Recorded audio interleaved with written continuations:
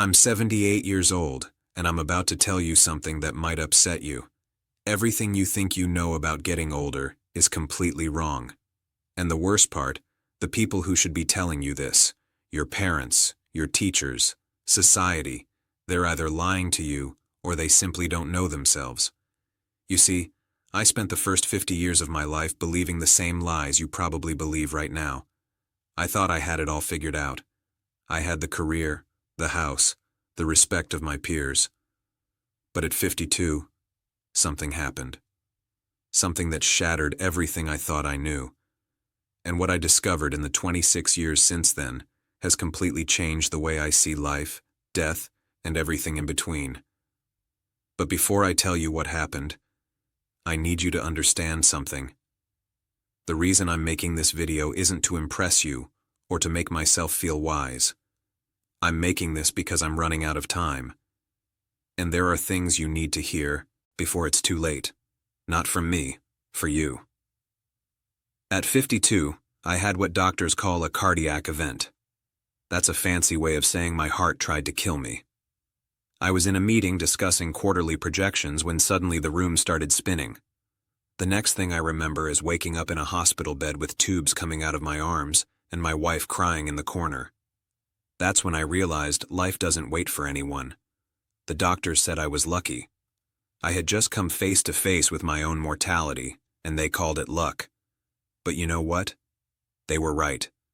Because lying in that hospital bed with nothing to do but think, I realized something terrifying.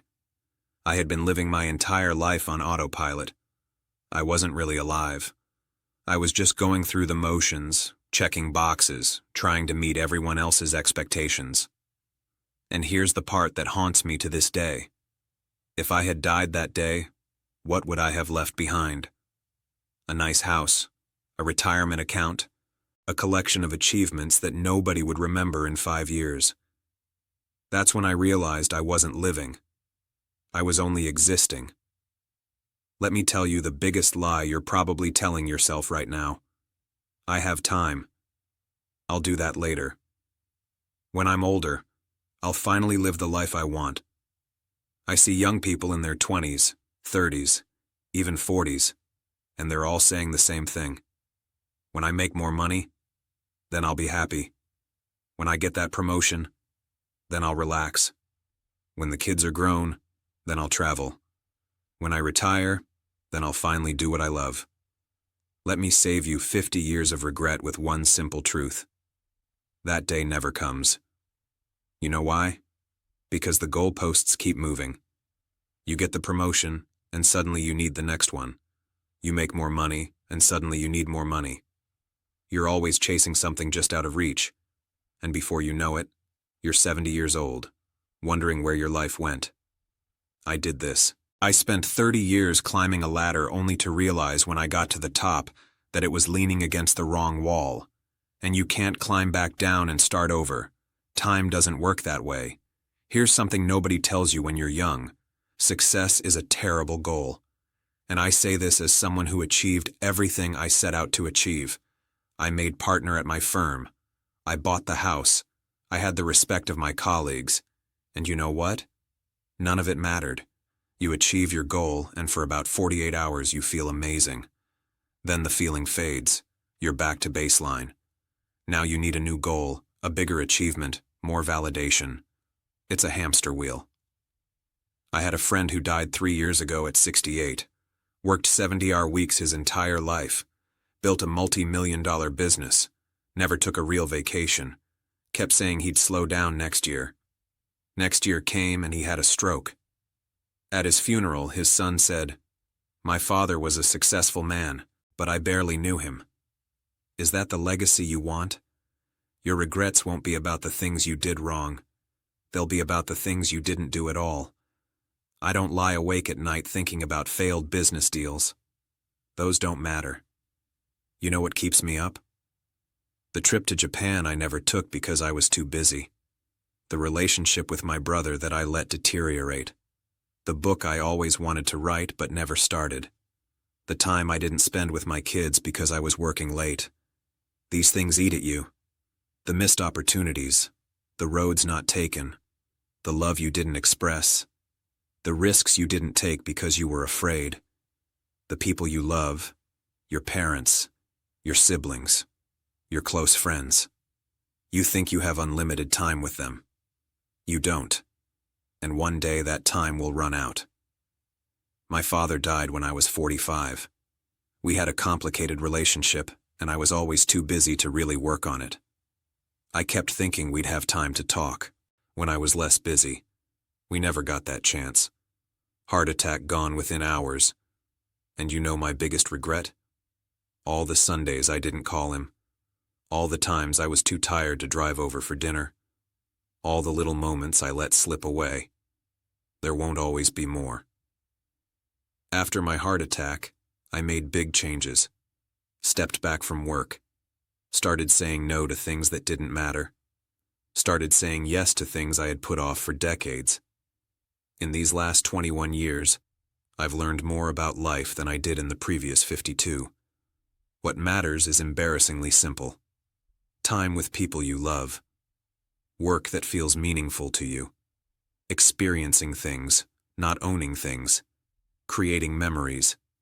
Being present. Here's a question I want you to ask yourself, and I want you to answer it honestly. If you died tomorrow, would you be satisfied with the life you've lived so far? Not would people be impressed by your eulogy? Not did you achieve enough? Just would you be satisfied? If the answer is no, then what are you waiting for?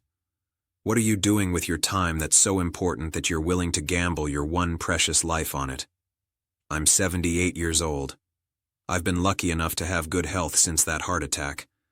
But every morning when I wake up, I'm aware that I'm on borrowed time. We all are, really. But most young people don't realize this. They think they're invincible. They think they have forever. You don't. I have grandchildren, 3 of them, and when I look at them, I see the same patterns I see in most young people today. They're stressed. They're anxious. They're chasing things that won't make them happy. They're making the same mistakes I made. And I try to tell them. I try to share what I've learned. But you know what? They don't really listen. Not because they're bad kids, but because they can't. They're living in the storm right now.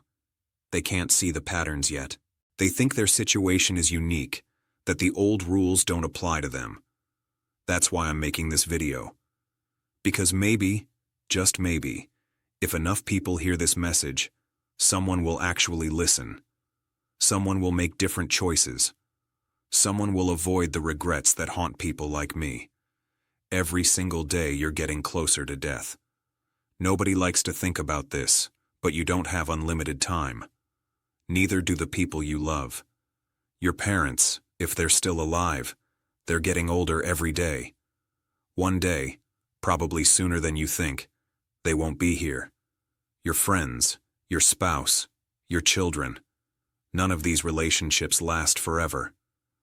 So, what are you going to do? Keep putting off that phone call. Keep postponing that trip. Keep telling yourself you'll make time later. Or are you going to wake up today and start living like your time is limited? Because it is. If I could go back and talk to my 30-year-old self, here's what I would say. Stop trying to impress people who don't matter. Stop sacrificing your health for your career. Stop putting off joy until someday. Stop waiting for permission to live the life you want. Start calling your parents more often. Start taking the trips you dream about. Start doing the things that scare you. Start saying no to obligations that drain you. Start saying yes to experiences that fulfill you. And most importantly, start now. Not next year. Not after this project. Not when you have more money or more time or more whatever. Now, because I promise you the perfect time will never come. Life will always be messy and complicated and full of reasons to wait. But if you wait, you'll wake up one day and realize you waited your entire life away. I'm 78. If I'm lucky, maybe 10 or 15 more years, maybe 20 if blessed, probably less. And I'm okay with that because these last 21 years have been the richest of my life. Not because I made more money, but because I finally started living intentionally, appreciating every day, prioritizing what matters. I've traveled to places I always wanted to see, deepened relationships with my children and grandchildren, pursued hobbies I put off, forgiven people I held grudges against, said I love you countless times. I'm happier now at 78 with less time ahead than I was at 30 when I thought I had all the time in the world. That's the irony. When you understand time is limited, you start to actually live. You stop wasting it. You stop postponing joy. You start creating the right time. You have a choice right now, today. Keep living the way you're living, chasing success, putting off happiness, telling yourself you'll make time later. 4. Wake up. Realize time is running out faster than you think, and the life you're waiting to live needs to start now. I can't make this choice for you, but I can tell you this. You don't want to be 78 looking back wishing you'd made different choices. Don't waste 52 years figuring this out. Learn from my mistakes. Live intentionally. Prioritize what matters. Stop waiting for someday because someday is today. It always has been. If this resonates with you, share this video. Leave a comment. Tell me what you're going to do differently.